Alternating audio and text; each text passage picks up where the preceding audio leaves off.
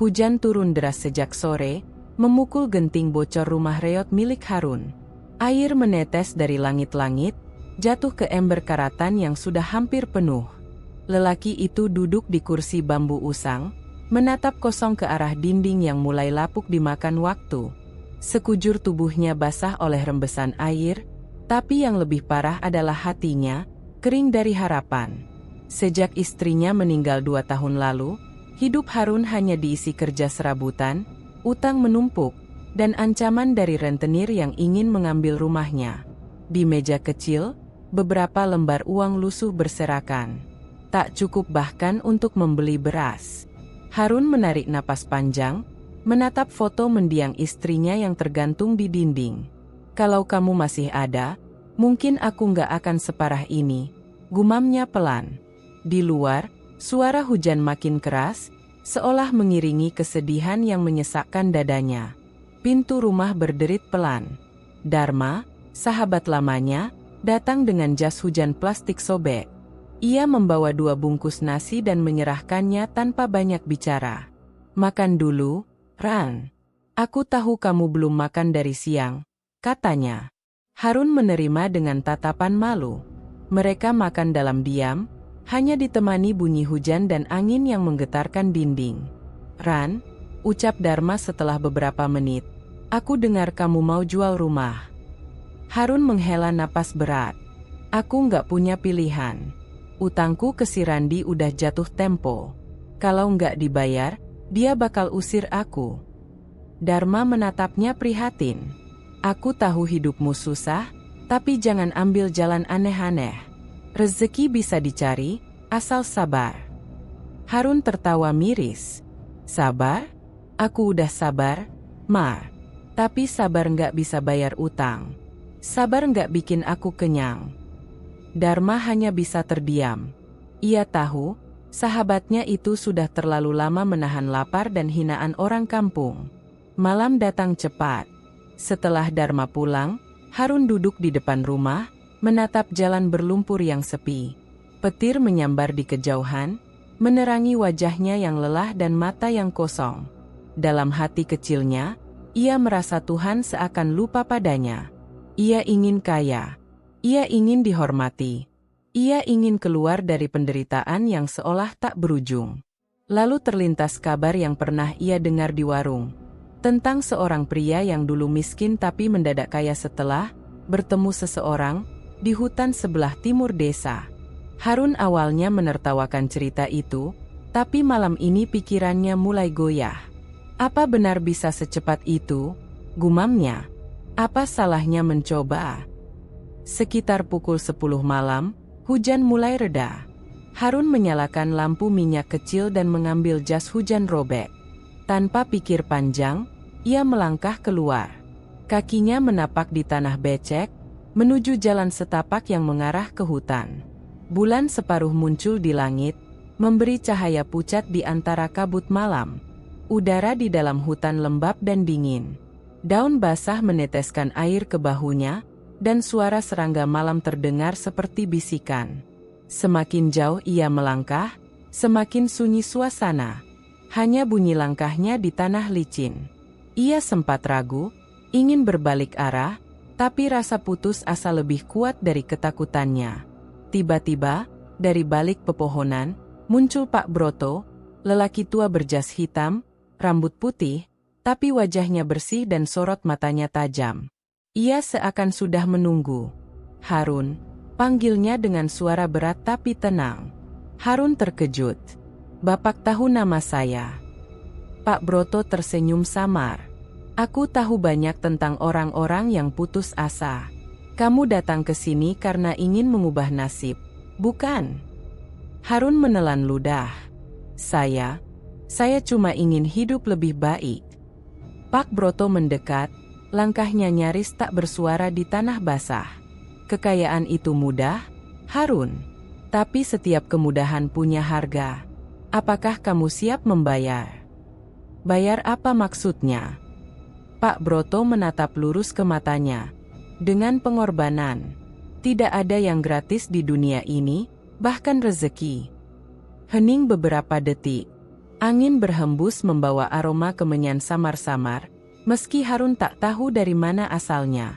Lelaki itu merasa jantungnya berdegup kencang. Kalau saya mau, apa yang harus saya lakukan? Pak Broto menatapnya lama, lalu mengeluarkan kantong kain kecil dari balik jubahnya. Bawa ini pulang. Simpan di bawah bantalmu malam ini. Jangan buka. Kalau besok pagi kamu menemukan sesuatu yang berbeda, berarti jalanmu sudah terbuka. Harun menerima kantong itu dengan tangan gemetar. Ia tak mengerti sepenuhnya, tapi sesuatu dalam dirinya terasa bergetar, antara takut dan harap. Pak Broto berbisik pelan. Ingat, kekayaan sejati datang dengan harga yang tidak selalu terlihat. Kalau kamu siap, kamu akan dapatkan semua yang kamu inginkan. Petir menyambar lagi di langit. Saat Harun menoleh untuk bertanya, sosok Pak Broto sudah menghilang begitu saja, meninggalkan bau dupa yang samar.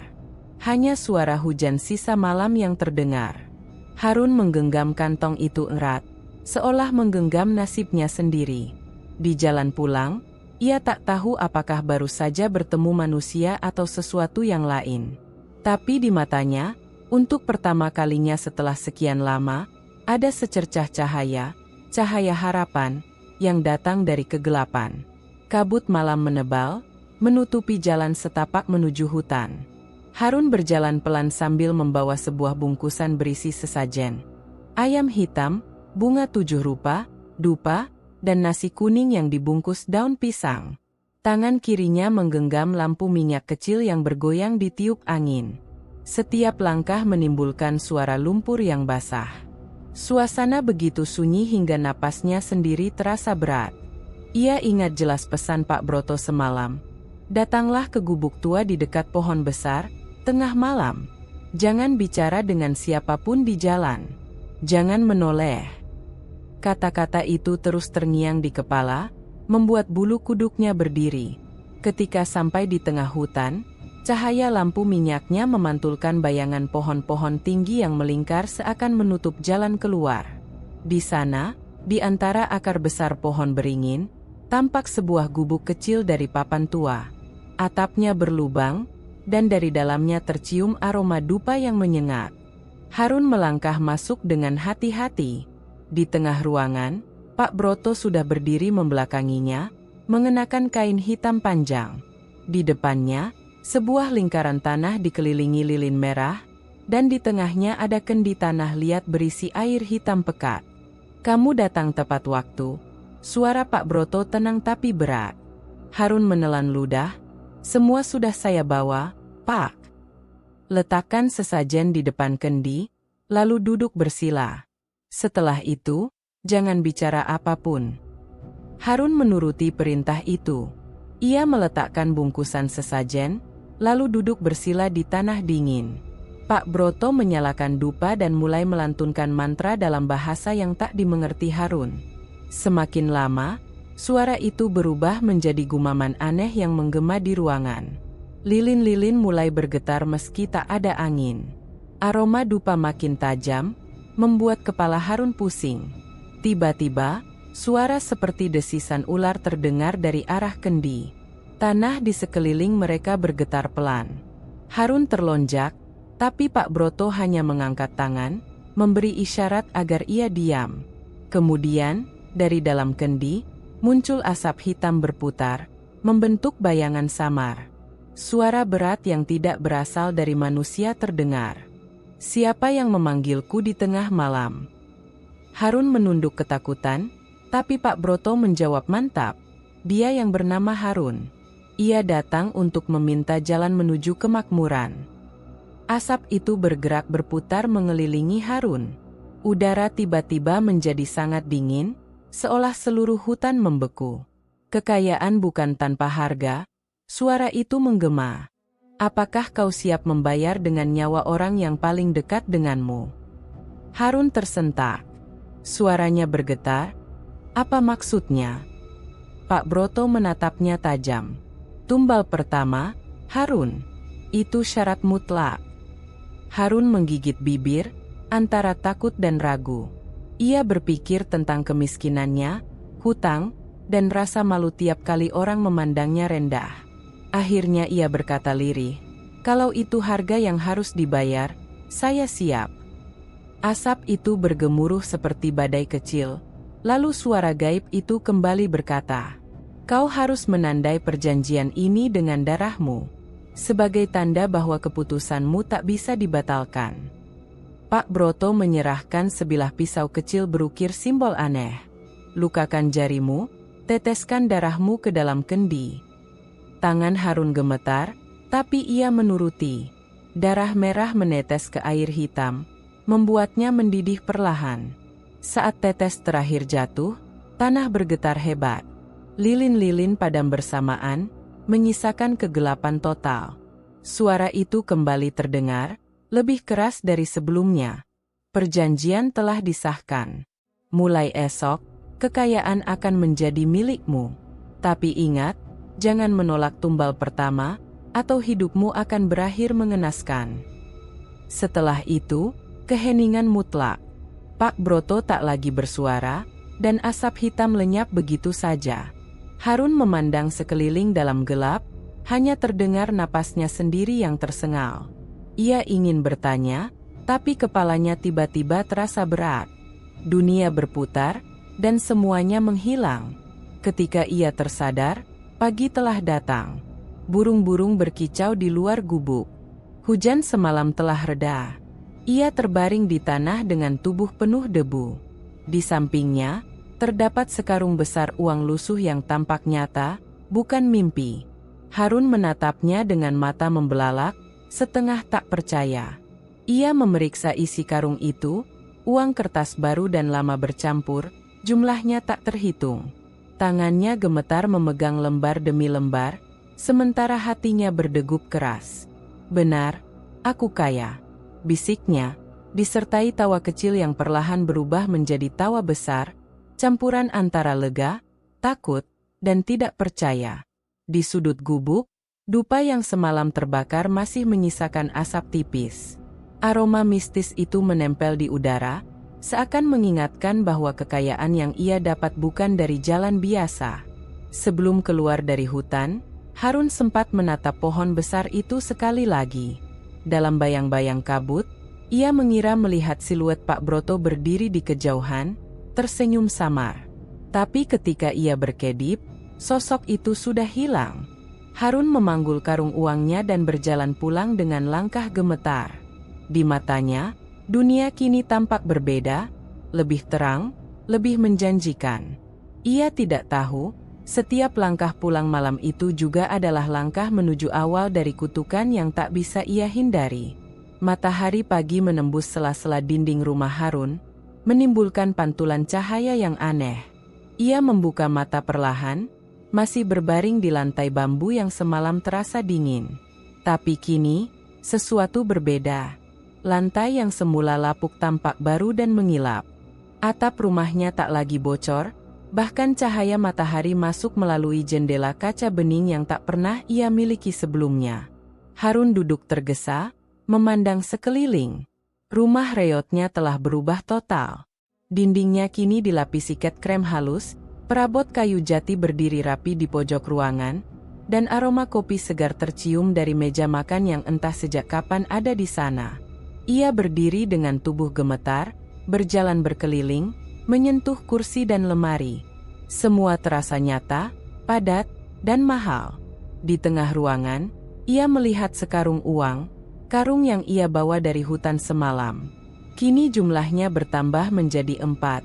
Dan semuanya penuh dengan lembaran 100 ribuan baru. Harun terdiam lama, jantungnya berdebar kencang antara takjub dan takut. Ia mencoba mencari akal sehat, tapi tak ada penjelasan. Uang itu nyata. Kekayaan itu nyata. Ia berjalan ke depan rumah. Halaman yang dulunya becek dan penuh rumput liar kini tertata rapi dengan batu pijakan dan bunga di pinggirnya. Di depan, sebuah mobil hitam mengilap terparkir, memantulkan sinar pagi. Harun mendekat, menyentuh bodi mobil itu dengan tangan bergetar.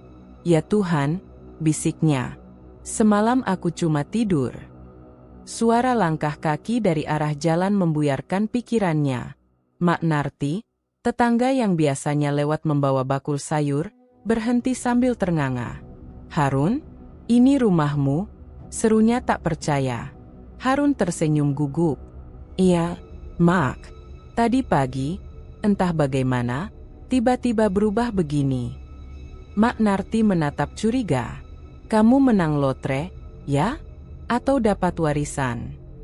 Harun tertawa kecil, pura-pura santai. "Ah, rezeki orang susah, Mak. Kadang datang tiba-tiba."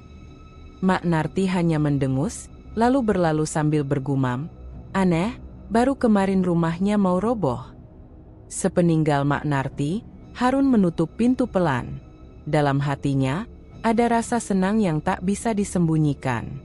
Ia merasa seperti mimpi, dari duda miskin jadi pria kaya dalam semalam. Ia mengambil segenggam uang dari karung, menatapnya lama, lalu mulai menghitung satu persatu. Setiap lembar terasa seperti bukti bahwa hidupnya akhirnya berubah. Tak lama, Dharma datang. Wajahnya terkejut begitu melihat perubahan itu. "Ran, ini rumahmu." Harun tersenyum lebar. "Kamu lihat sendiri, Mar. Aku nggak bohong." Dharma masuk perlahan, menatap sekeliling. "Ini nggak masuk akal. Kamu bilang kemarin hampir kehilangan rumah, sekarang tiba-tiba seperti ini? Uang dari mana?" Harun menepuk bahunya. "Yang penting aku udah keluar dari kemiskinan, Mar. Jangan banyak tanya. Anggap aja aku beruntung." Dharma menatapnya lama, tak puas dengan jawaban itu. "Aku cuma takut kamu terlibat hal yang nggak benar, Ran. Kekayaan cepat datang, cepat juga hilang kalau nggak halal." Harun tersenyum samar. "Tenang aja, aku nggak mencuri." Namun dalam hati, kalimat itu menggantung berat. Ia tahu betul bahwa uang ini datang dari perjanjian yang tak bisa dijelaskan dengan logika. Hari demi hari, Harun mulai hidup seperti orang kaya sungguhan. Ia membeli pakaian mahal di kota, mengganti perabot rumah, dan menyumbang di masjid untuk menunjukkan kedermawanannya. Orang-orang desa mulai menghormatinya. Sebagian iri, sebagian memuji. Tapi di balik senyumnya, Harun menyembunyikan ketakutan yang makin sering muncul setiap malam. Setiap kali ia duduk menghitung uang di meja, suara samar seperti bisikan kadang terdengar di telinganya. "Jangan lupa janji," begitu lembut tapi menembus dada. Harun akan berhenti sejenak, menoleh ke sekeliling, namun tak melihat siapapun. Suatu sore, ia memandangi wajahnya di cermin baru yang tergantung di dinding ruang tamu. Wajahnya tampak lebih segar, seolah umur berkurang beberapa tahun. Tapi ketika ia tersenyum puas, sesuatu di cermin itu berubah. Di belakang pantulan dirinya, tampak bayangan hitam berdiri diam, tanpa wajah, hanya bentuk samar seperti kabut tebal. Harun berbalik cepat, tapi ruangan kosong. Ia menatap lagi ke arah cermin, bayangan itu menghilang. Ia tertawa kecil untuk menenangkan diri. "Ah, mungkin cuma lelah." Tapi saat ia menatap kembali, sesaat sebelum pergi, bayangan itu muncul lagi, lebih dekat, seolah menatap langsung dari balik cermin. Lampu tiba-tiba berkedip. Uang di meja bergoyang ringan seakan ditiup angin, padahal semua jendela tertutup. Harun merasakan hawa dingin menjalar dari punggung ke tengkuk. Ia buru-buru menutup cermin itu dengan kain, mencoba melupakan apa yang baru dilihatnya. Malamnya, ia duduk di kursi empuk sambil menatap karung-karung uang yang kini memenuhi sudut rumah. Ia tersenyum lega, tapi jauh di dalam hatinya, ada perasaan asing. Perasaan bahwa kekayaan ini bukan hadiah, melainkan tanda awal dari sesuatu yang menuntut balasan. Sebelum tidur, ia sempat menatap ke arah cermin yang tertutup kain. Di balik kain itu, terdengar suara halus, seperti bisikan angin yang membentuk kata, "Janji sudah dibuat, Harun." Ia menatap langit-langit kamar dan menarik napas panjang. Uang ada di tangannya, tapi ketenangan seolah lenyap dari hidupnya. Dan malam itu, untuk pertama kalinya sejak kaya, Harun tak bisa memejamkan mata. Seminggu berlalu sejak Harun mendadak kaya. Desa itu masih membicarakan perubahan hidupnya yang seolah mustahil. Dari duda miskin yang dulu menumpang makan, kini ia datang ke rumah orang dengan mobil hitam dan pakaian rapi. Hari itu, Harun menyiapkan sesuatu yang besar. Ia akan melamar Rini, gadis muda yang selama ini hanya berani ia pandangi dari jauh. Rumah keluarga Rini sederhana tapi bersih. Pagi itu, aroma bunga melati dan masakan khas desa memenuhi udara. Ibunya, Bu Rasti, tampak gugup menata ruang tamu, sementara Rini sibuk di dapur, tak tahu harus merasa bahagia atau takut. Dia datang sendiri, "Enduk," kata Bu Rasti pelan. "Katanya mau melamarmu." Rini terdiam. "Tapi, Bu, bukannya dulu dia cuma tukang serabutan? Sekarang kok bisa?" Bu Rasti menatapnya tajam. "Rezeki orang siapa yang tahu? Yang penting dia niat baik. Kau juga bukan anak kecil lagi." Tak lama, suara deru mobil berhenti di depan rumah. Warga sekitar mulai mengintip dari pagar.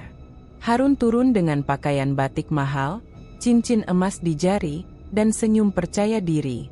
Di belakangnya, 2 karung besar berisi beras dan hadiah dibawa oleh 2 sopir. Ia menyalami semua orang dengan ramah, tapi tatapannya tetap tajam, penuh perhitungan. "Assalamualaikum," ucapnya sopan. "Waalaikumsalam, Mas Harun." "Silakan masuk," jawab Bu Rasti dengan nada gugup tapi antusias.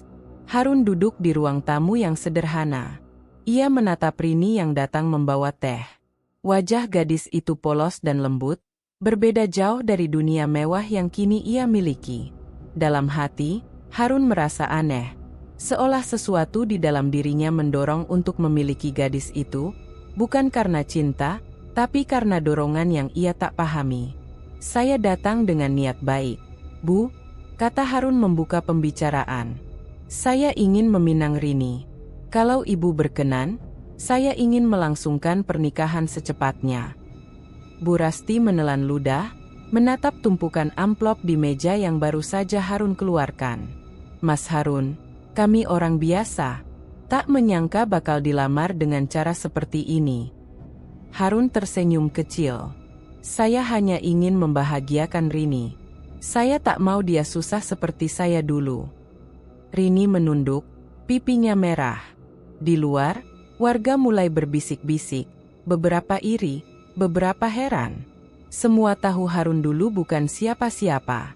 Tapi kini ia datang dengan kekayaan yang tak bisa dijelaskan. Lamaran diterima. 2 minggu kemudian, pesta pernikahan besar digelar. Musik dangdut menggema di desa, tamu berdatangan dari berbagai daerah. Rumah Rini dihias dengan kain putih dan bunga segar, sementara meja-meja penuh makanan mewah. Tak seorang pun tahu dari mana semua ini berasal, tapi semua menikmati. Mak Narti berdiri di tepi jalan, memperhatikan dari jauh. "Aneh," gumamnya. "Seminggu lalu dia masih pakai sandal jepit, sekarang sudah seperti bangsawan." Ia menatap mata Harun yang tampak berbeda, berkilat tapi kosong. Ada sesuatu yang tak manusiawi dalam senyumnya. Malam tiba. Setelah pesta usai dan tamu-tamu pulang, Rini dan Harun masuk ke kamar pengantin. Rini masih gugup, tapi Harun tampak terlalu tenang. Di kamar mewah yang penuh wewangian bunga, hanya suara jangkrik yang menemani. Namun seiring waktu berjalan, suasana berubah. Udara kamar tiba-tiba menjadi dingin. Rini menoleh ke arah jendela yang tertutup rapat. "Mas, kau dengar itu?" bisiknya.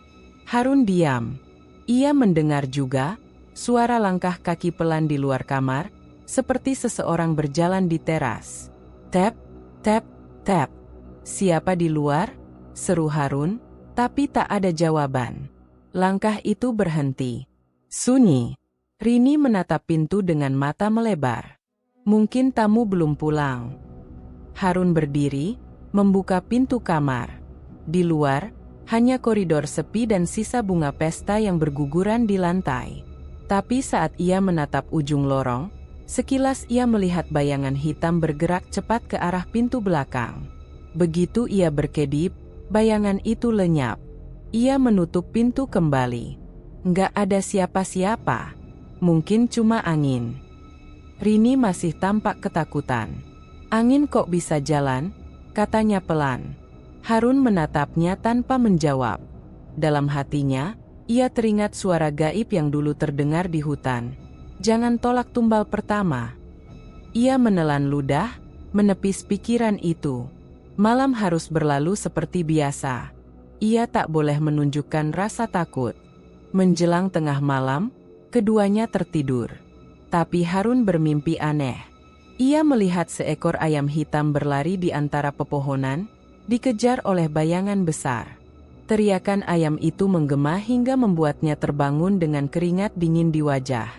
Keesokan paginya, teriakan Bu Rasti menggema dari halaman belakang. "Rin, Harun, cepat keluar." Mereka berlari keluar. Di tanah belakang rumah, ayam kesayangan Rini tergeletak mati, bulunya acak-acakan, dan darah mengering di lehernya. Tak ada jejak binatang lain, seolah ayam itu mati begitu saja tanpa sebab. Rini menutup mulutnya, menahan tangis. Ayam ini sehat semalam. Harun terdiam, menatap bangkai itu lama. Di matanya, ada rasa ngeri yang tak bisa ia jelaskan. Ia tahu, perjanjian itu mulai menagih janji. Mak Narti yang kebetulan lewat berhenti di pagar. "Astaga, ayamnya mati? Baru kemarin saya lihat sehat." Ia memandang Harun curiga. "Kamu nggak apa-apa, Ran?" Harun tersenyum hambar. "Hanya ayam, Mak. Mungkin digigit ular." Mak Narti mendengus pelan, tapi sorot matanya tajam. Dalam hatinya, ia yakin ada sesuatu yang lebih gelap di balik wajah tenang Harun. Rini masih memeluk bangkai ayam itu sambil menangis. Harun berbalik masuk rumah, menutup pintu pelan, mencoba menenangkan diri. Tapi di dalam kamar, dari cermin di dinding, bayangan hitam itu muncul lagi. Kali ini lebih jelas, berdiri di belakangnya dengan mata merah menyala. Pagi itu, sinar matahari menembus kaca besar rumah megah milik Harun. Rumah itu berdiri di pinggiran desa, di atas tanah luas yang dulunya ladang kosong. Dindingnya putih berkilau, halaman depan dipenuhi tanaman hias mahal, dan di garasi terparkir mobil hitam yang selalu tampak mengilap. Semua warga yang lewat selalu berhenti sejenak, menatap dengan perasaan campur aduk antara kagum dan iri. Harun duduk di kursi empuk ruang tamu, mengenakan batik sutra dan menyesap kopi hangat. Di depannya, tumpukan uang 100 ribuan masih berserakan di meja, sisa dari hitungan semalam. Rini datang membawa piring berisi kue, tersenyum lembut. "Mas, kau nggak bosan lihat uang terus?" tanyanya setengah bercanda. Harun tertawa kecil. "Bosan? Nggak mungkin, Rin.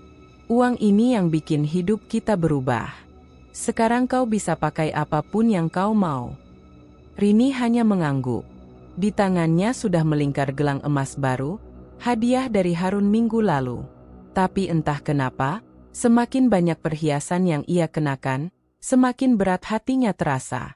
Rumah besar itu memang indah, tapi suasananya aneh.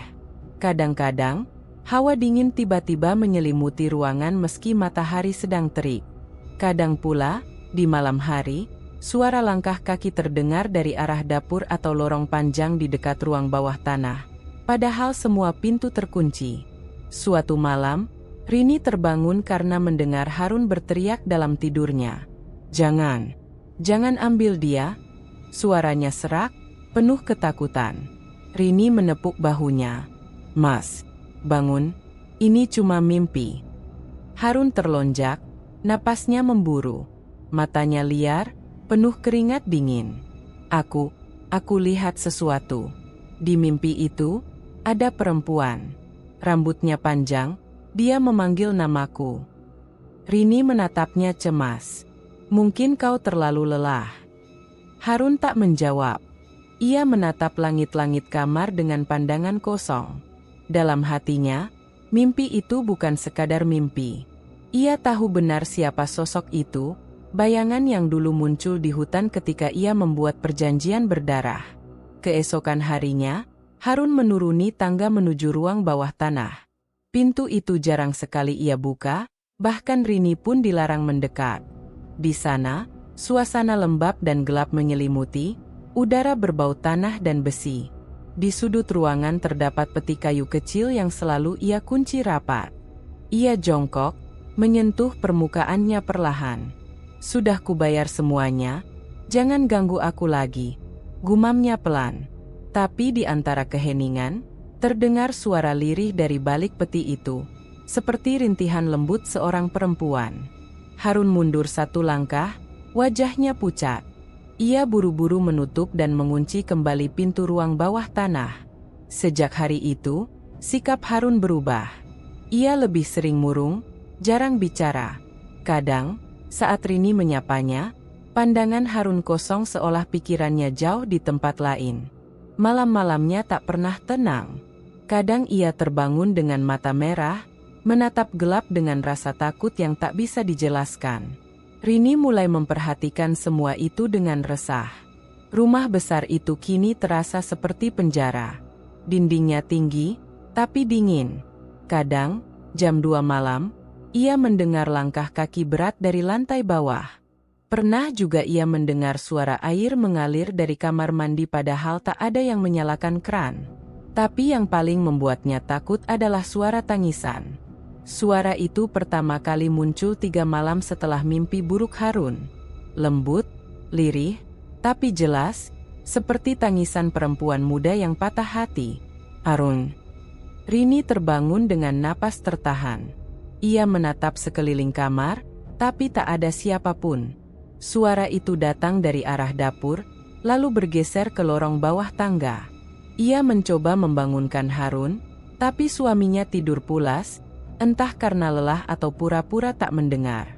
Rini akhirnya memberanikan diri turun sendiri. Lampu lorong berkelip pelan, seperti menolak untuk tetap menyala. Dari bawah, suara tangisan itu terdengar lagi. Kali ini lebih jelas, seperti seseorang yang sedang meratap kesakitan. "Mas Harun, janji, janji." Rini berhenti di depan pintu ruang bawah tanah. Pintu kayu itu tertutup rapat, tapi dari celah bawahnya keluar hembusan angin dingin yang membuat bulu kuduknya berdiri. Tangannya gemetar ketika mencoba memutar gagang pintu. Terkunci. Ia menempelkan telinga ke permukaan kayu. Di balik sana, samar-samar terdengar suara rantai beradu dan helaan napas panjang. "Siapa di sana?" bisiknya pelan. Tak ada jawaban, tapi suara tangisan itu berubah menjadi tawa pelan, serak, dan menyeramkan. Seolah suara itu tahu bahwa Rini sedang mendengarkan. Rini mundur dengan tubuh bergetar. Ia berlari kembali ke kamar, menutup pintu rapat, lalu bersembunyi di bawah selimut. Tapi suara itu terus terdengar di kepalanya, meski semakin jauh. Ia mencoba memejamkan mata, menenangkan diri, tapi bayangan perempuan berambut panjang terus menghantui pikirannya. Di kamar sebelah, Harun membuka matanya perlahan. Ia mendengar semuanya, tapi tak bergerak. Di dalam pikirannya hanya ada satu kalimat yang berulang-ulang terdengar, suara yang dulu berbisik saat ia menandatangani perjanjian. "Kau sudah berjanji. Tumbal pertama, sudah waktunya." Pagi datang dengan langit kelabu. Rini duduk di tepi ranjang, wajahnya pucat. Harun berdiri di depan cermin, menatap bayangan dirinya yang tampak lebih tua, matanya cekung, kulitnya pucat keabu-abuan. Rini menatap punggungnya lama. "Mas, apa yang sebenarnya kau sembunyikan di bawah sana?" tanyanya dengan suara nyaris tak terdengar. Harun diam. Ia tak berbalik, hanya menatap bayangan sendiri yang entah kenapa tersenyum sedikit lebih lebar dari wajah aslinya. Rini menggenggam ujung selimutnya erat-erat.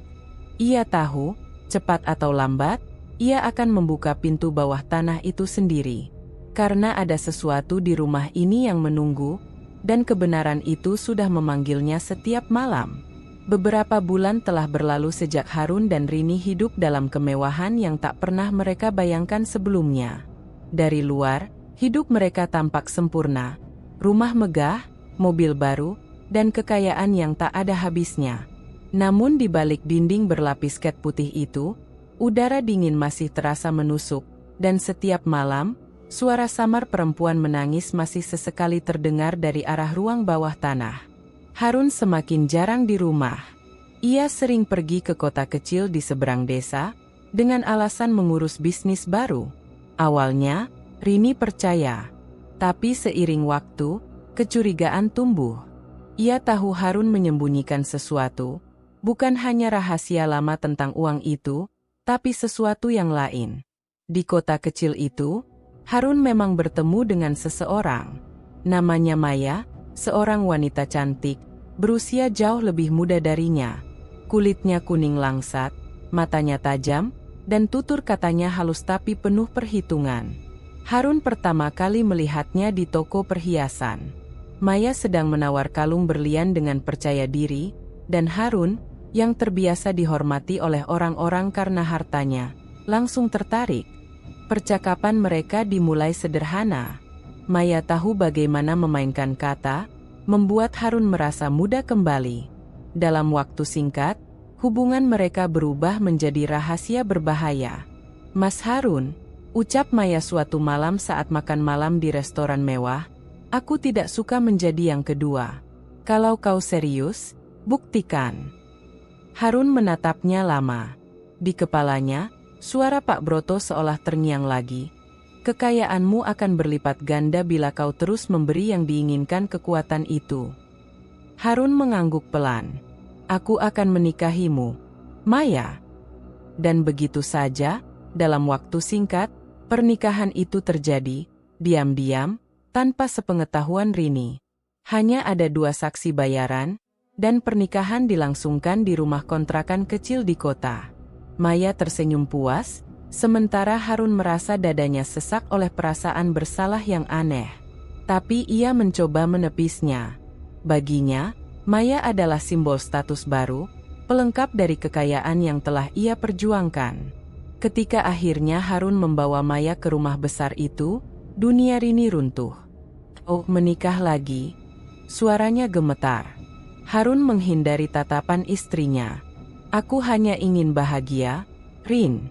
Kau tahu sendiri, aku butuh seseorang yang bisa menemaniku di saat-saat sibuk." "Menemanimu?" Rini hampir berteriak. "Kau pikir aku ini apa? Boneka di rumah mewahmu ini?" Tapi Harun tak menjawab. Ia hanya melangkah pergi, meninggalkan Rini menangis di ruang tamu. Hari-hari berikutnya berubah menjadi neraka bagi Rini. Maya tinggal di rumah itu dengan angkuh, membawa aroma parfum mahal dan senyum palsu. Ia berjalan di lorong rumah seolah tempat itu miliknya. Rini berusaha menghindar, tapi rumah itu kini terasa semakin sempit. Suasana semakin berat ketika malam tiba. Maya sering terbangun karena mimpi buruk, mimpi yang sama seperti dulu dialami Harun. Kadang ia melihat bayangan perempuan di cermin kamar mandi, kadang mendengar suara langkah kaki di dekat tempat tidurnya. Tapi Maya tak percaya hal-hal gaib. Ia menganggap semua itu halusinasi. Namun Rini tahu, rumah itu tidak normal. Suatu malam, Rini berjalan ke dapur untuk minum. Lampu lorong redup, dan udara terasa lebih dingin dari biasanya. Dari balik pintu kamar Maya, ia mendengar suara lirih. "Mas, kenapa kau memanggilku?" Suara Maya pelan, seolah bicara dengan seseorang. Rini menunduk, mencoba mengintip lewat celah pintu, dan saat itu, darahnya seolah berhenti mengalir. Di dalam kamar, Harun berdiri di depan cermin besar, wajahnya kaku, matanya kosong. Di belakangnya, tepat di belakang bahunya, berdiri sosok hitam dengan rambut panjang dan kulit pucat keabuan. Wujud itu tersenyum, lalu menatap Maya yang baru saja berbalik arah. Maya menjerit kecil, tapi Harun tidak bergerak sedikit pun. Hanya bayangan hitam di cermin itu yang tampak bergerak perlahan, seolah membelai punggungnya. Rini buru-buru mundur, tubuhnya gemetar hebat. Ia berlari ke kamarnya sendiri, menutup pintu, dan bersandar di sana sambil menahan napas. Tangannya dingin, Matanya berkaca-kaca. Ya Tuhan, apa yang terjadi dengan suamiku? Sejak malam itu, Rini tak bisa tidur nyenyak. Setiap kali ia mencoba memejamkan mata, suara langkah kaki terdengar lagi, kini lebih berat, seperti seseorang berjalan menyeret rantai. Suara itu berhenti tepat di depan pintu kamarnya, lalu disusul dengan suara bisikan yang begitu dekat, seolah di telinganya sendiri. Janji, belum lunas. Rini menjerit kecil dan menarik selimut menutupi wajahnya. Tapi rasa takut tak mau pergi. Matanya berkaca-kaca, tubuhnya bergetar.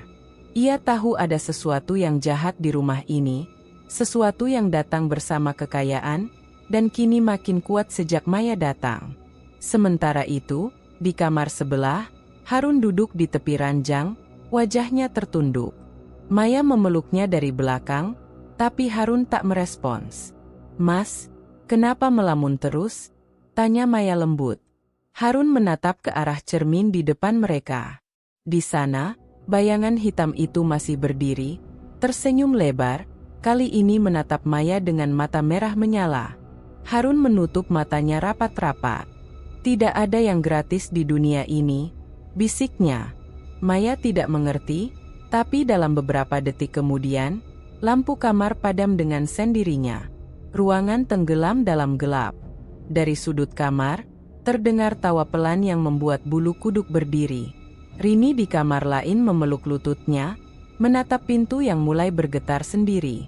Malam itu, tidak ada yang benar-benar tidur di rumah besar itu. Hanya ada bisikan, langkah kaki, dan aroma darah samar yang datang dari arah ruang bawah tanah. Hujan turun deras malam itu. Petir menyambar sesekali, menerangi halaman rumah besar yang kini terasa seperti istana sunyi. Angin meniup keras, membuat ranting pohon di depan rumah bergoyang hebat. Di dalam, Harun duduk di kursi ruang tamu dengan mata kosong. Wajahnya pucat, dan tangan kanannya bergetar memegang gelas teh yang sudah lama dingin.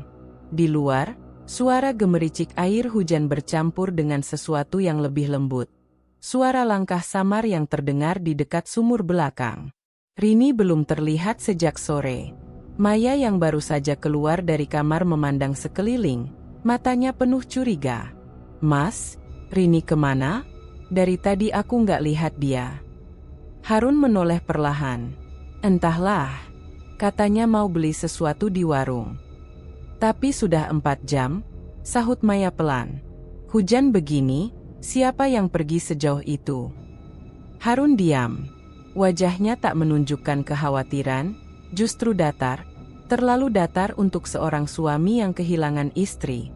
Di luar, suara petir menggema, dan lampu rumah berkelip.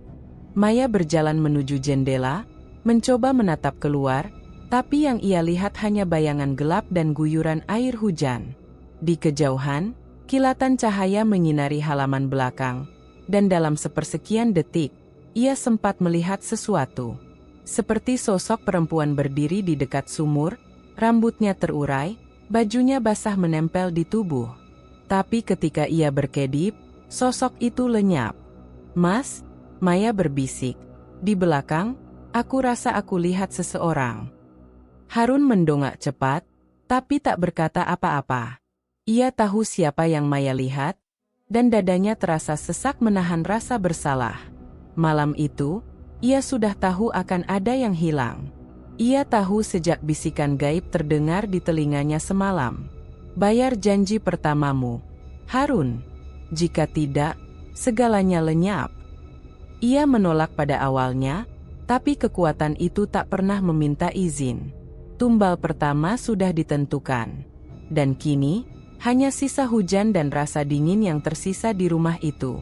Beberapa menit kemudian, Maya memutuskan keluar meski Harun melarang. "Aku harus lihat sendiri." Ia menyalakan senter, melangkah ke halaman belakang. Hujan membasahi seluruh tubuhnya, dan lumpur menempel di kakinya. Saat sampai di dekat sumur, sinar senter memantul pada sesuatu di tanah, bercak merah tua, samar namun jelas di antara genangan air. Maya menunduk, napasnya tercekat. Ia menyentuh lumpur itu, dan ujung jarinya langsung berubah merah. "Mas Harun!" teriaknya dari halaman. Ini darah." Harun datang menyusul dengan langkah tergesa, pura-pura panik. "Mana? Di mana?" Maya menatapnya dengan wajah gemetar. "Apa yang terjadi di sini?" Harun menelan ludah. Aku nggak tahu." Tapi suaranya bergetar. Maya menatapnya tajam. "Jangan bohong. Ada sesuatu yang kau sembunyikan." Hujan semakin deras. Dari arah sumur, terdengar suara pluk, pluk, seperti sesuatu jatuh ke dalam air. Maya menyorotkan senter ke dalamnya, tapi yang terlihat hanya pantulan bayangannya sendiri. Lalu sekilas, wajah pucat dengan mata terbuka lebar muncul dari permukaan air. Maya menjerit dan mundur beberapa langkah. "Rini? Ya Tuhan, itu wajah Rini." Harun langsung menarik Maya menjauh. "Jangan lihat, jangan." Namun di dalam dirinya, Harun tahu, semuanya sudah terlambat. Tumbal pertama telah diambil. Keesokan harinya, kabar hilangnya Rini menyebar ke seluruh desa. Warga berdatangan, membantu mencari di sekitar rumah dan hutan belakang. Tapi hasilnya nihil. Tak ada jejak, tak ada mayat. Hanya rumor yang berhembus, istri Harun hilang di malam hujan. Mak Narti, yang dari dulu curiga, kini bicara pada setiap orang yang mau mendengar. "Aku sudah bilang dari awal, kekayaan itu bukan rezeki biasa. Rumah itu, pasti ada yang dikorbankan." Sementara itu, Maya duduk di ruang tamu, wajahnya pucat dan mata sembab. "Mas Harun, apa ini ada hubungannya sama kekayaanmu?" Harun menatapnya tajam. "Jaga ucapanmu. Tapi aku dengar sendiri, malam sebelum Rini hilang, kau bicara sendiri di kamar. Kau bilang, aku sudah siap." "Siap apa, Mas?" Harun menggertakkan giginya, lalu bangkit berdiri. "Sudah, jangan tanya apapun." Malamnya, setelah rumah kembali sepi, Harun duduk sendirian di kamar kerjanya. Hujan belum berhenti. Angin menembus celah jendela, membawa suara yang entah dari mana. Ia mencoba menenangkan diri, tapi semakin malam, semakin sering suara itu terdengar. "Mas." Harun menegakkan tubuhnya. "Rini?" Suaranya parau. "Mas, kenapa kau biarkan aku pergi?" Suaranya lembut, tapi penuh luka. Dari sudut ruangan, bayangan perempuan muncul perlahan, wajahnya pucat dengan rambut menutupi sebagian muka. Harun menutup mata dan berteriak, tapi suara itu terus memanggilnya. "Mas Harun, lihat aku." Ia membuka mata, dan di depannya, wajah Rini yang penuh lumpur menatapnya dengan senyum dingin. Harun menjerit dan memukul meja hingga gelas pecah berhamburan. Maya yang mendengar teriakan itu berlari masuk. Tapi ketika membuka pintu, Harun sudah sendiri, tubuhnya gemetar hebat. "Ada apa, Mas? Kau kenapa?" Harun hanya bisa berbisik. Dia datang. Rini datang. Malam itu menjadi malam terpanjang dalam hidupnya. Setiap kali petir menyambar, bayangan Rini muncul di setiap cermin, setiap sudut ruangan, setiap pantulan air. Ia menutup wajah dengan kedua tangan, tapi suara itu tak berhenti. "Satu sudah dibayar." Harun terdiam. "Satu sudah dibayar?" Suara itu kini terdengar dari balik dinding, dari arah sumur, dari dalam dirinya sendiri. Ia memejamkan mata, dan dari dalam kegelapan pikirannya, ia melihat sosok Pak Broto berdiri di tengah hutan, tersenyum puas. "Begitulah, Harun," suara itu menggema. "Janji sudah ditepati. Tapi kau tahu kan, kekayaan butuh kelanjutan. Masih ada yang harus dibayar." Harun membuka mata dengan napas terengah. Di luar, hujan masih mengguyur deras, menelan setiap suara. Tapi di telinganya, bisikan itu tetap jelas, seperti mantra yang tak bisa dihapus. "Satu sudah dibayar?" Malam itu hujan turun tipis, seperti kabut yang malas pergi dari atap rumah besar milik Harun. Dari luar, rumah itu tampak megah dengan cat krem dan pagar tinggi, tapi di dalamnya udara seakan berhenti, dingin, lembab, dan menekan dada siapapun yang masuk. Di ruang tengah, Maya duduk berselimut tebal, wajahnya pucat pasi, matanya cekung, bibirnya kering. Sudah 3 malam ia tidak tidur nyenyak. Setiap kali memejamkan mata, ada suara lembut memanggilnya dari kejauhan. Maya, lirih, seperti dari dasar tanah. Ia menutup telinga, tapi suara itu menembus kulit, menggema dalam kepalanya. Harun berdiri di ambang pintu, menatap istrinya dengan wajah tegang. Ia tak lagi setegar dulu. Matanya merah, bahunya lunglai, seperti seseorang yang hidup dalam ketakutan. Kau sakit, Maya. Sudah kubilang, jangan terlalu banyak berpikir. Ini cuma halusinasi, katanya dengan nada memaksa. Maya menatapnya dengan tatapan kosong. Kau pikir aku gila, Harun? Suara itu nyata. Setiap malam dia memanggil namaku, dan suaranya mirip Rini. Nama itu membuat Harun tersentak. Sekujur tubuhnya menegang. Ia segera berpaling, menatap jendela yang berembun seolah mencari pelarian. Jangan sebut nama itu lagi, ucapnya pelan namun keras. Dia sudah tiada. Lupakan. Tapi Maya tahu, suaminya menyimpan sesuatu. Sejak Rini menghilang, ada sesuatu yang berubah dari Harun.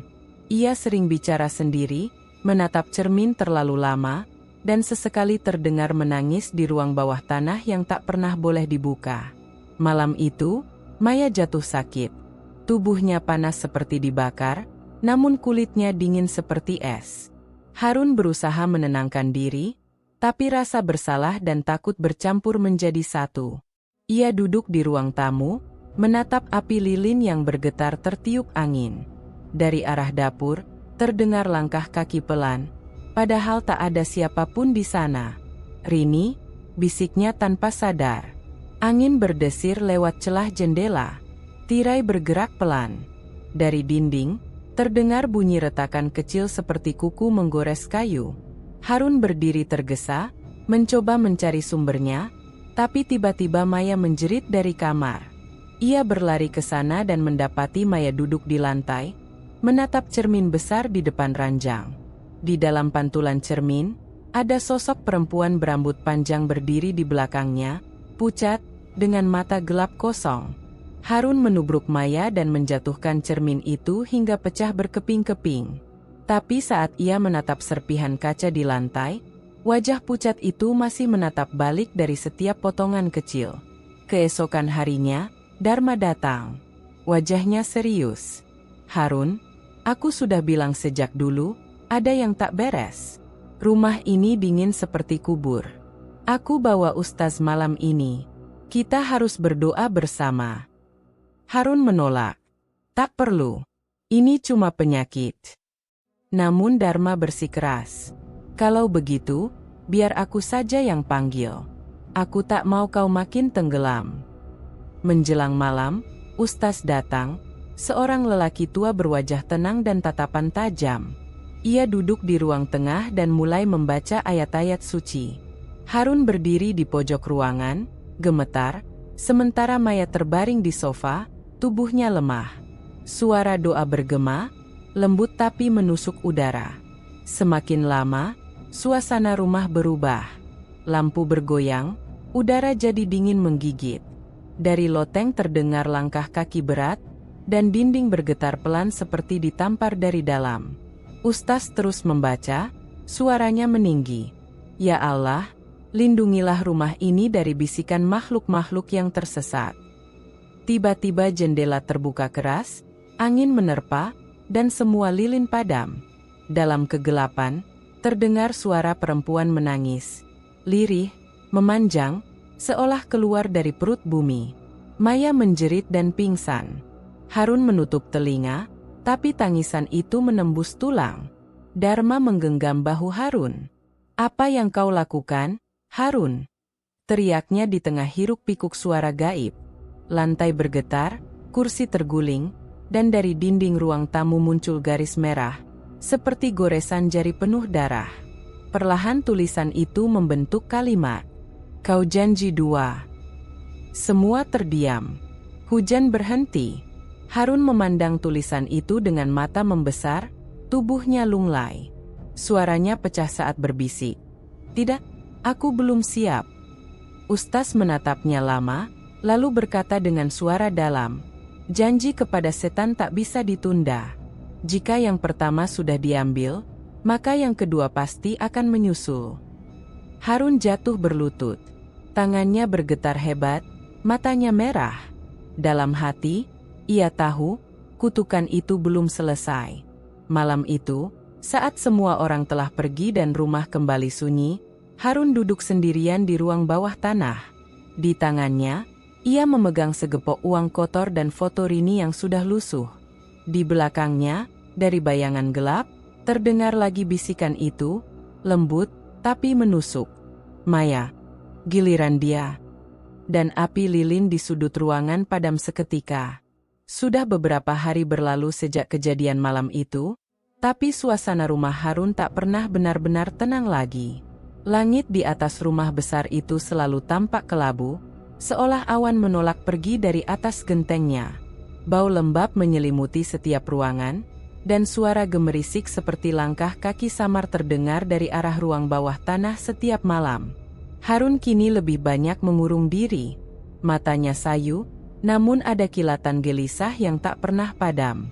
Ia tak lagi tidur di kamar bersama Maya. Setiap malam, ia sibuk memindahkan kantong-kantong uang dari satu tempat ke tempat lain. Kadang ke bawah kasur, kadang ke dalam laci dapur, bahkan pernah ia kubur di taman belakang. "Tak ada yang boleh tahu, uang ini milikku," gumamnya, dengan suara serak dan gemetar. Tangannya kotor, kukunya panjang dan hitam oleh tanah. Di wajahnya, keserakahan dan ketakutan beradu seperti dua bayangan yang menolak pergi. Maya memperhatikan tingkah suaminya dari jauh. Ia sudah terlalu lelah. Tidur malamnya selalu diganggu suara-suara aneh. Kadang tawa, kadang bisikan yang menyebut namanya. Setiap kali ia membangunkan Harun, suaminya hanya menatapnya dengan mata merah dan berkata, "Diam. Jangan ganggu aku. Kau tak tahu apa-apa." Suatu pagi, Maya mencoba memberanikan diri. Ia berdiri di depan Harun yang tengah menghitung uang di ruang tamu. "Harun, aku ingin pulang. Aku tak tahan lagi di rumah ini," katanya pelan. Harun menoleh, wajahnya pucat namun matanya tajam seperti pisau. "Kau pikir kau bisa pergi begitu saja?"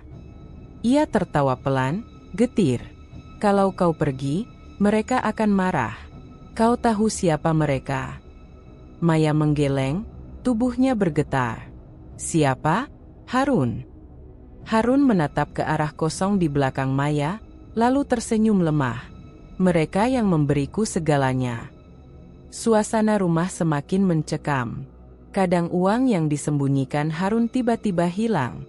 Uang yang semalam ia simpan di bawah kasur, pagi harinya lenyap tanpa jejak, hanya menyisakan bau amis dan serpihan kertas terbakar.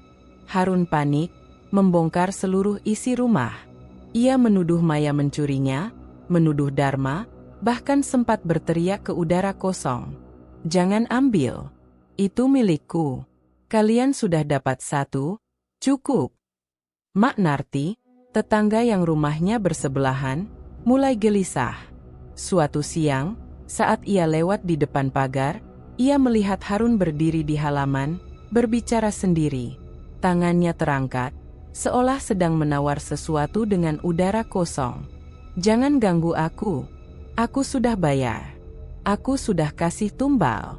Kalian janji." Mak Narti mematung. Bibirnya bergetar, lalu ia buru-buru berjalan pulang. "Ya Allah," gumamnya, "orang itu sudah tak waras." Sementara itu, Dharma datang membawa niat baik. Ia tahu ada yang salah sejak lama. Saat tiba di rumah Harun, ia melihat sahabat lamanya duduk di ruang tamu, menatap tumpukan uang di meja seperti orang yang sedang menyembah berhala. "Harun," ucap Dharma hati-hati, Aku minta kau dengar. Aku tak peduli uangmu dari mana, tapi kau butuh pertolongan. Rumahmu ini bukan tempat biasa. Harun mendengus, lalu berdiri. Kau iri, Dharma? Dulu kita sama-sama miskin. Kau memilih kerja keras, aku memilih jalan lain. Lihat hasilnya.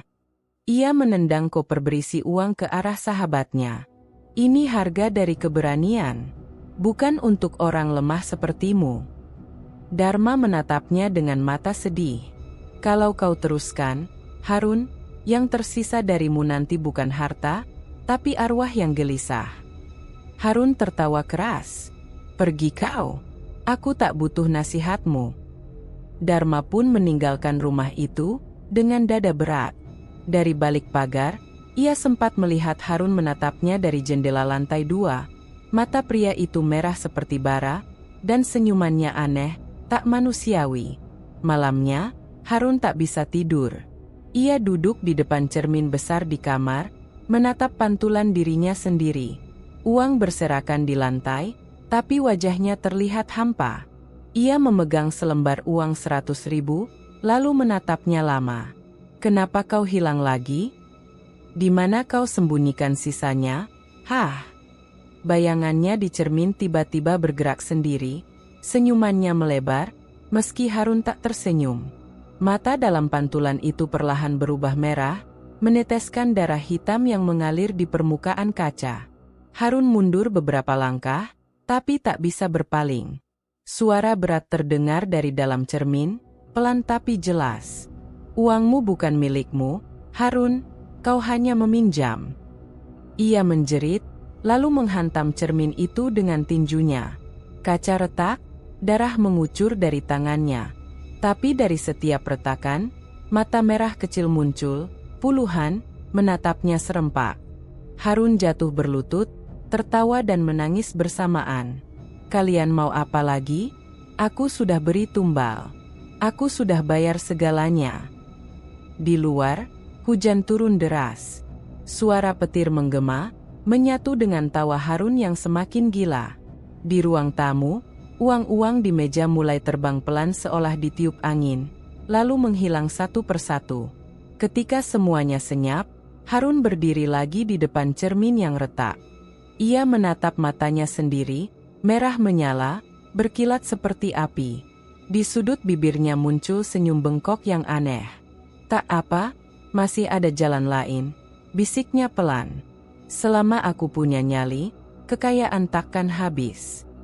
Dan dari pantulan cermin, sosok bayangan gelap di belakangnya tersenyum, menyeringai puas, seolah menunggu giliran untuk menagih harga berikutnya. Dini hari itu, udara begitu dingin hingga napas terasa seperti asap. Hujan baru saja berhenti, menyisakan embun tebal di halaman belakang rumah Harun. Angin berhembus pelan, membuat dedaunan di sekitar kolam kecil itu bergetar halus. Tapi di tengah ketenangan semu itu, sesuatu tampak salah. Suara teriakan menggema memecah pagi buta. Tolong, ada orang tenggelam. Itu suara Mak Narti, yang setiap subuh biasa lewat di depan rumah Harun untuk pergi ke pasar. Ia menatap ngeri ke arah kolam di belakang rumah mewah itu. Sosok perempuan muda mengambang dengan rambut panjang menutupi wajahnya. Gaun tidur putihnya basah, melambai-lambai pelan di air yang keruh. Beberapa warga berlari datang. Harun keluar dari rumah dengan wajah pucat, langkahnya gontai, tubuhnya gemetar. Maya. Ia menjerit, langsung mencebur ke kolam tanpa pikir panjang. Air memercik tinggi, tapi tubuh istrinya sudah dingin, kaku, dan tak bernyawa. Harun mengguncang bahu Maya, seolah berharap perempuan itu akan membuka mata. Bangun, Maya. Aku masih butuh kau. Suaranya pecah, parau oleh tangis dan ketakutan.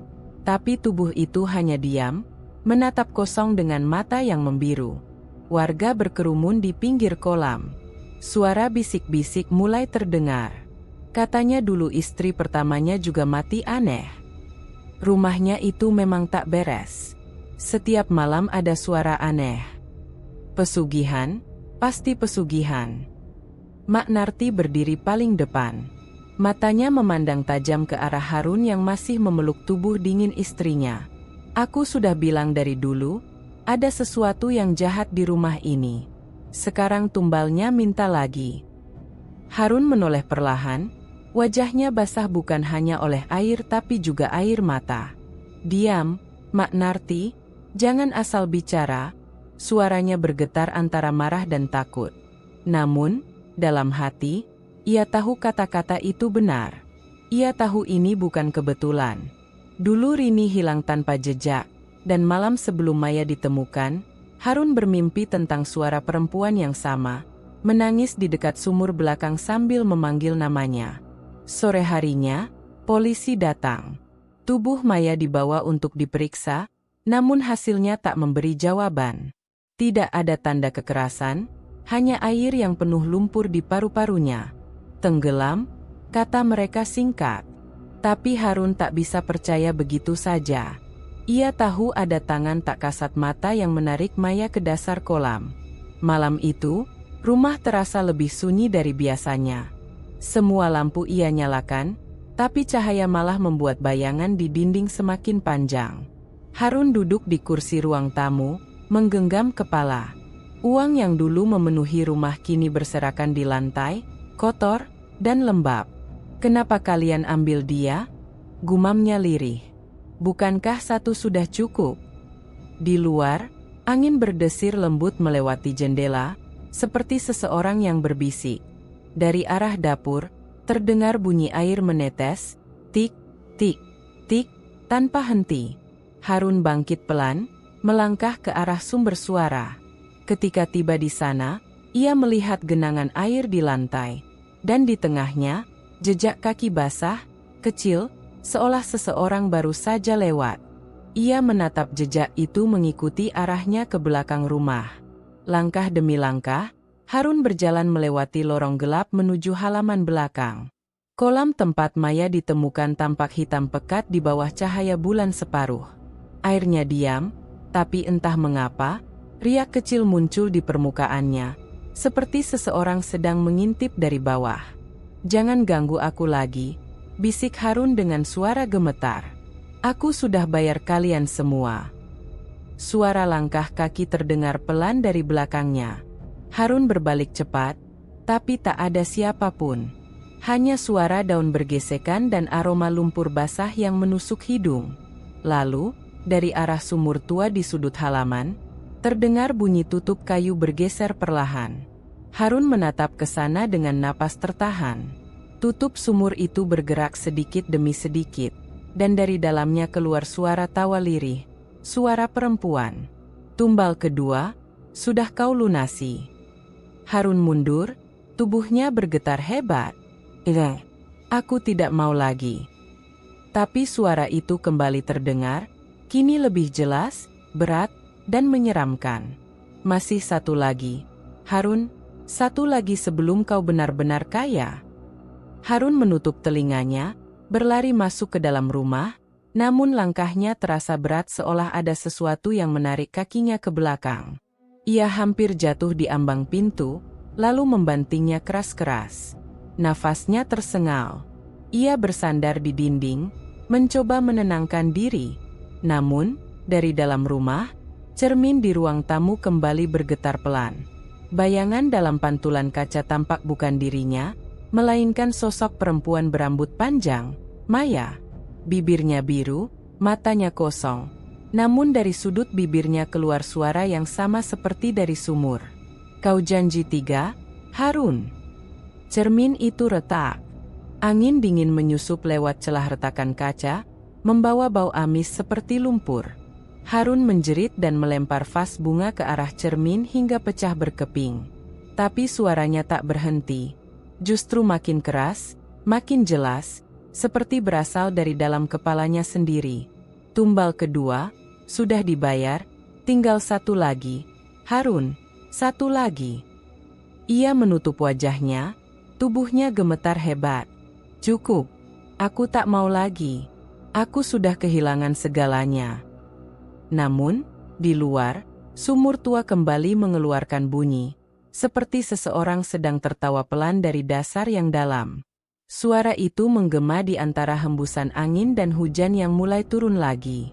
Harun memandang ke arah jendela, dan di balik tirai, tampak siluet dua sosok perempuan berdiri menghadap rumah. Rambut mereka terurai panjang, wajahnya tak terlihat. Mereka hanya berdiri diam, tapi dari arah mereka, suara tawa lirih itu terus bergema. Hingga dini hari berganti fajar, dan rumah besar itu kembali tenggelam dalam sunyi yang menakutkan. Beberapa minggu setelah tragedi Maya, rumah Harun mulai menunjukkan tanda-tanda kehancuran. Dinding retak di beberapa sudut, cat mengelupas, dan atap bocor di tempat yang sebelumnya tampak kokoh. Pagi itu, Harun berjalan pelan di lorong rumah, kaki menapak di lantai kayu yang berderit. Setiap langkah terdengar seperti gema panjang yang menembus sunyi, menegaskan bahwa kemewahan yang dulu membungkus rumah ini perlahan hilang, digantikan rasa sepi dan kehancuran. Ia menatap jendela ruang tengah, melihat tetes hujan menetes dari genting yang retak. Air itu jatuh ke karpet tebal yang kini basah dan bernoda. Harun menghela napas panjang, wajahnya kusut, matanya merah.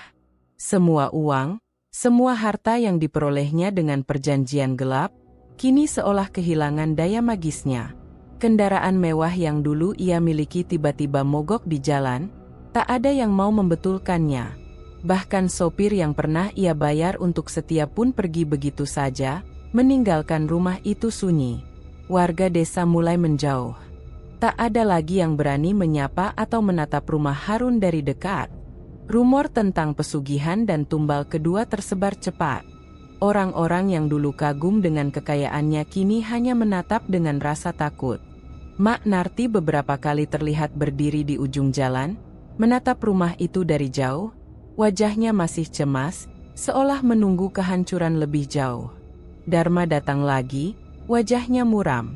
Ia membawa sebuah buku tua, sampulnya lusuh, kertasnya menguning dan bau lembab.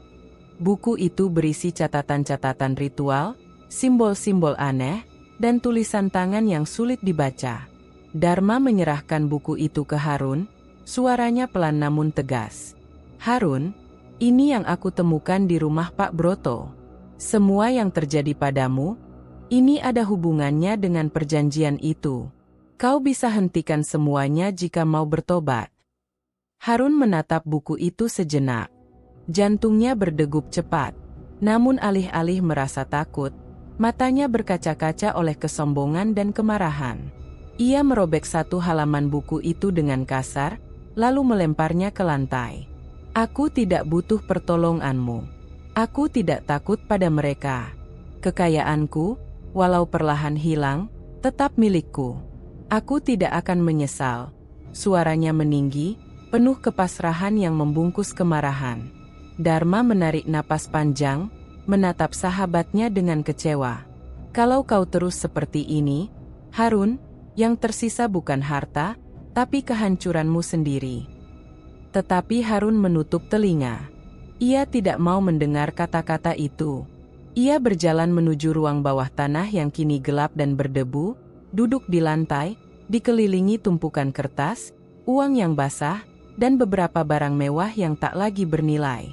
Matanya kosong menatap kegelapan. Sunyi menelan ruangan itu. Tidak ada suara, hanya dengungan halus dari lampu yang hampir padam. Di luar, hujan rintik-rintik turun lagi, menetes melalui lubang atap yang belum diperbaiki. Angin menyusup ke setiap celah rumah, membawa aroma tanah basah dan debu. Harun menutup wajahnya dengan tangan, gemetar. Ia mulai merasakan kekosongan yang tak bisa diisi harta. Setiap uang yang hilang, setiap kendaraan yang mogok, setiap tetangga yang menjauh, terasa seperti pukulan yang memukulnya bertubi-tubi. Ia teringat masa-masa dulu, ketika masih miskin, ketika hidupnya sederhana tapi aman. Ia tersenyum pahit, sadar bahwa kekayaannya tidak memberinya kebahagiaan, malah menghadirkan rasa takut dan kehilangan yang lebih besar. Dan di kegelapan ruang bawah tanah itu, ia menyadari sesuatu yang menakutkan. Semua janji dan perjanjian yang dulu ia ambil dengan semangat serakah kini menuntut balas. dan balasan itu datang dalam bentuk kehancuran yang tak bisa ia hentikan. Harun duduk sendiri, tubuhnya menunduk, dikelilingi bayangan yang menari di dinding dari cahaya lilin yang redup. Matanya kosong menatap lantai, bibirnya bergerak tanpa suara, seolah berbicara pada sesuatu yang tak terlihat. Ia tidak menangis, tidak berteriak. Ia hanya duduk, membiarkan rasa sepi dan takut menelan setiap inci dirinya. Di luar, rumah yang dulu megah kini terlihat suram, sepi, dan rusak. Tidak ada yang berani mendekat. Angin malam meniup daun-daun kering, menutupi jejak kaki yang pernah menapaki halaman itu. Kekayaan Harun, yang dulu tampak abadi, kini hanyalah tumpukan barang usang, kertas basah, dan bayangan masa lalu yang menghantui. Harun tetap duduk di ruang kosong itu hingga larut malam, hanya ditemani bisikan angin, aroma debu, dan rasa takut yang perlahan merayap ke setiap sudut tubuhnya. Ia tahu, kekayaan yang ia raih dengan jalan gelap telah mulai luntur, dan tidak ada yang bisa ia lakukan untuk menghentikan kehancuran itu. Dalam kegelapan, ia menutup mata dan membiarkan diri tenggelam dalam kesepian yang penuh penyesalan. Malam itu, hujan rintik-rintik menutupi jalan desa. Rumah Harun tampak suram, dengan cat yang mengelupas dan lampu di teras berkedip lemah.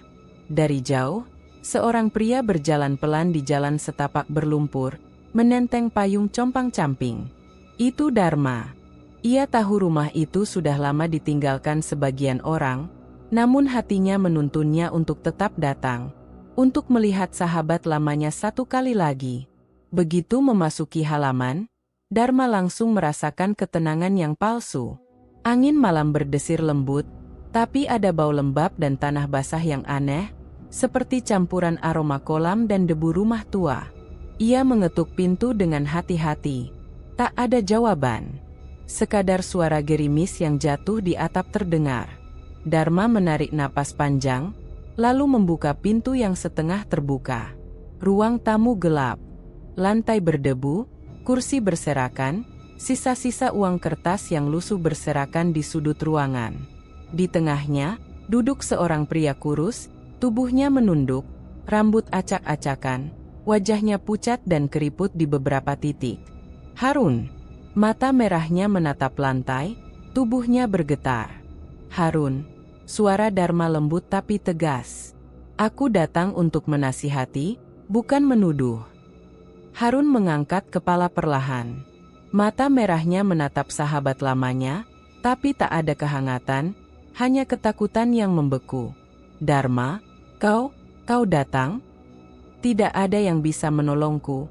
Suaranya serak, hampir berbisik. Dharma duduk di seberangnya. Ia menatap sahabatnya lama, merasakan tubuhnya mengecil oleh rasa takut dan penderitaan yang jelas terlihat. Kau harus berhenti, Harun. Semua ini bisa kau hentikan. Bertobatlah sebelum semuanya terlambat. Harun menoleh ke jendela, menatap gelap luar rumah. Aku mendengar mereka setiap malam. Dharma, Rini, Maya, mereka tidak pernah pergi. Suara mereka memanggilku, menangis, menuntut sesuatu yang tak bisa kuberikan. Aku mencoba lari, tapi mereka ada di setiap sudut. Tangannya gemetar, menutup wajahnya sebentar, lalu menatap kembali dengan tatapan kosong. Dharma menarik napas panjang. Itu semua akibat dari perjanjianmu. Kau bisa hentikan rantai ini jika kau mau mengaku salah, bertobat, dan membuang semua harta yang diperoleh dengan cara itu. Kau masih bisa selamat. Harun menatap Dharma, matanya mulai memanas, nafasnya tersengal. Selamat? Bagaimana mungkin selamat? Dharma, aku sudah bayar harga mereka. Aku sudah memberi tumbal. Aku tidak akan menyerah. Ia berdiri, tubuhnya gemetar hebat, menampar meja hingga beberapa kon berjatuhan. Jangan kau bicara seperti aku bisa membiarkan mereka mengambil semua yang kubangun. Dharma terdiam, menahan sakit hati melihat sahabatnya begitu keras kepala. Ia tahu setiap kata baik yang diucapkannya hanya terdengar seperti angin bagi Harun. Suasana ruang itu semakin berat, seperti udara digantung oleh bisikan-bisikan tak terlihat. "Harun," suara Dharma lembut, hampir tersesat di antara suara hujan. "Kau sudah terlalu jauh. Jangan biarkan mereka menguasaimu sepenuhnya." Harun menatapnya dengan pandangan liar. Ia mundur ke sudut ruangan, menekuk tubuh, kemudian menjerit.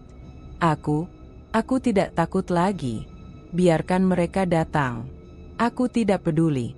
Aku yang menang sekarang." Tiba-tiba, Dharma merasa dingin menusuk tulangnya. Ia menoleh ke arah jendela, dan matanya membesar.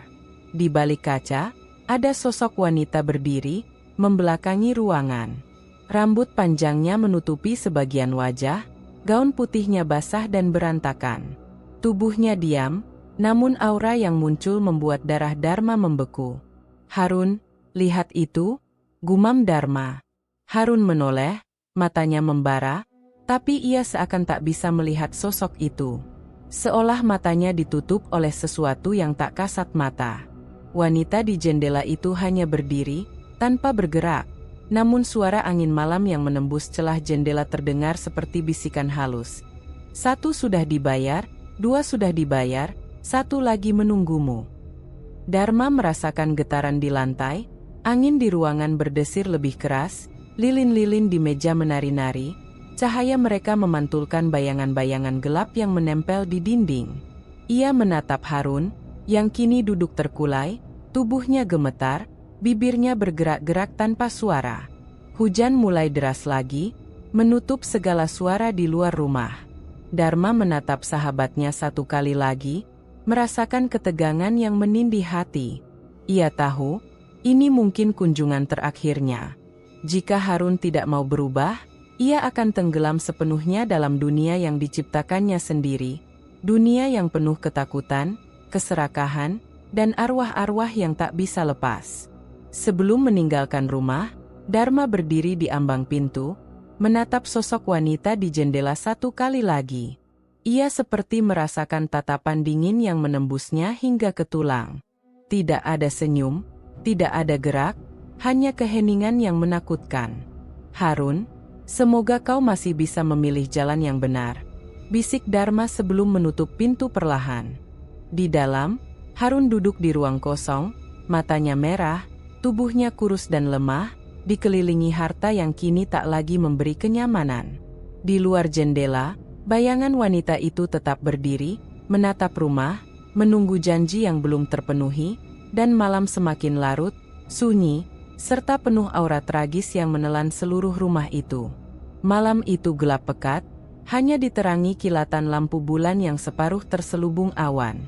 Angin berhembus kencang, membawa aroma tanah basah dan daun yang bergesekan.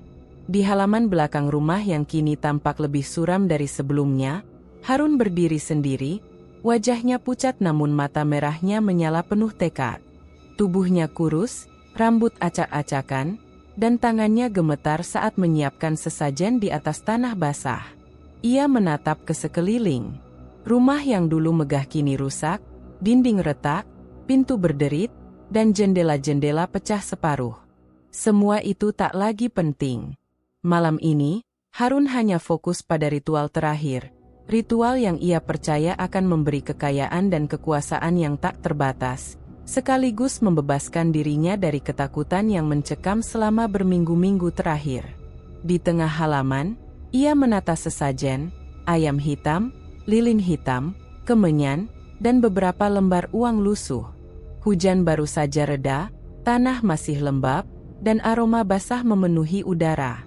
Harun berlutut, menundukkan kepala, dan mulai membaca mantra yang ia salin dari buku tua milik Pak Broto.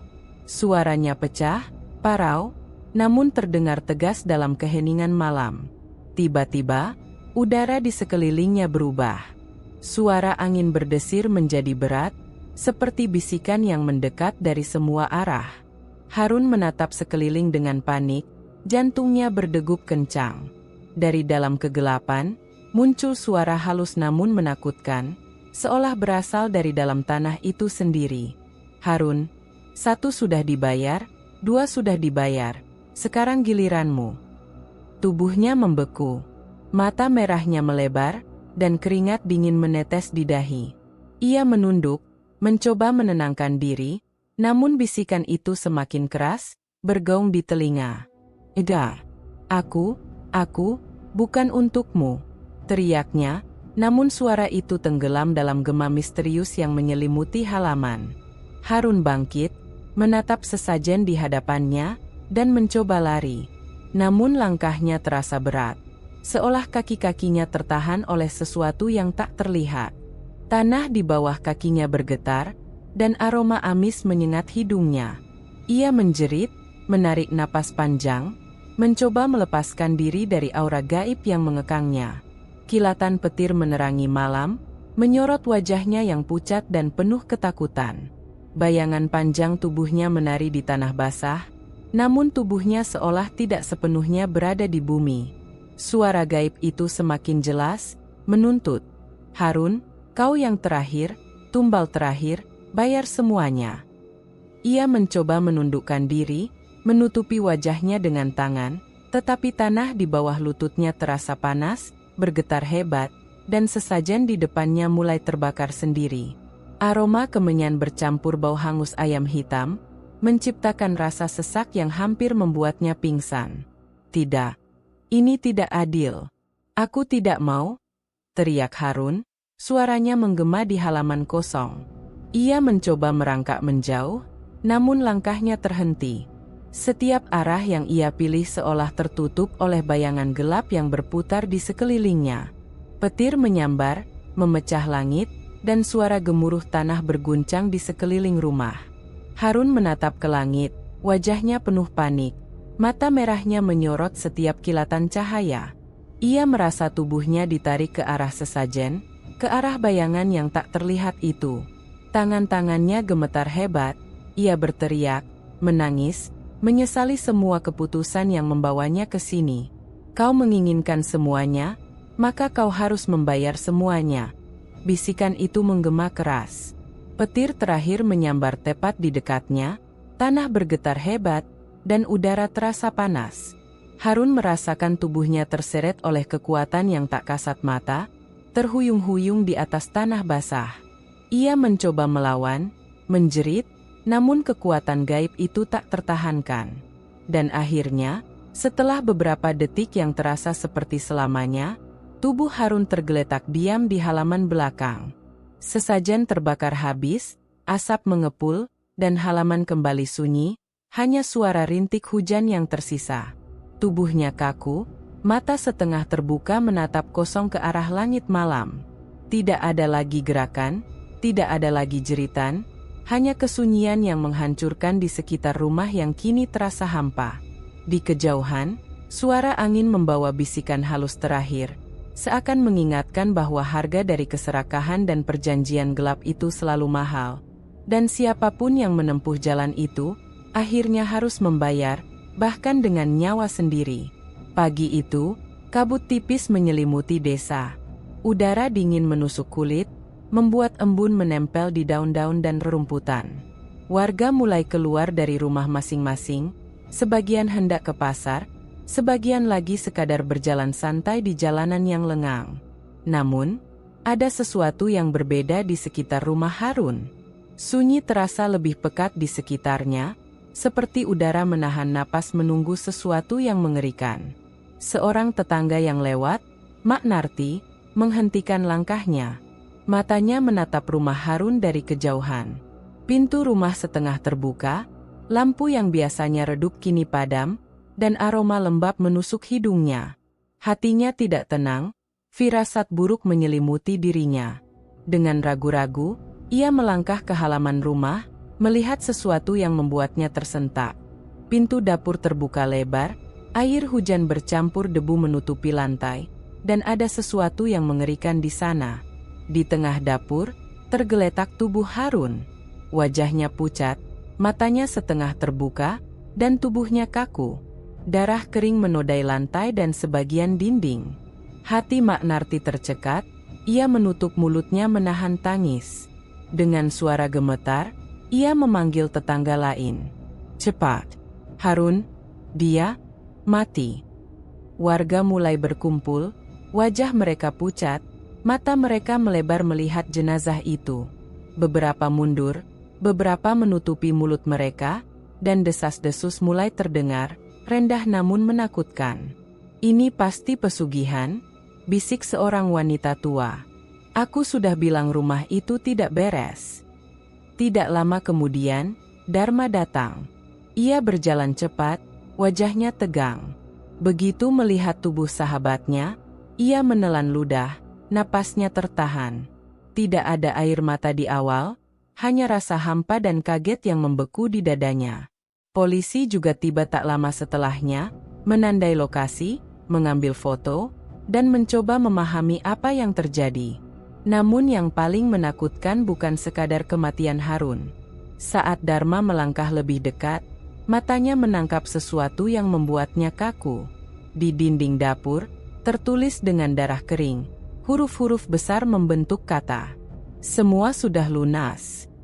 Udara di dalam rumah terasa lebih berat, bau darah bercampur aroma lembab dari lantai dan dinding. Dharma menelan ludah, menatap sekeliling.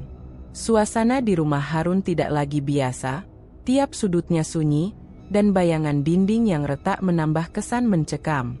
Mak Narti duduk di lantai, wajahnya basah oleh air mata. Ia menunduk, gemetar, seakan menyesali semua yang terjadi.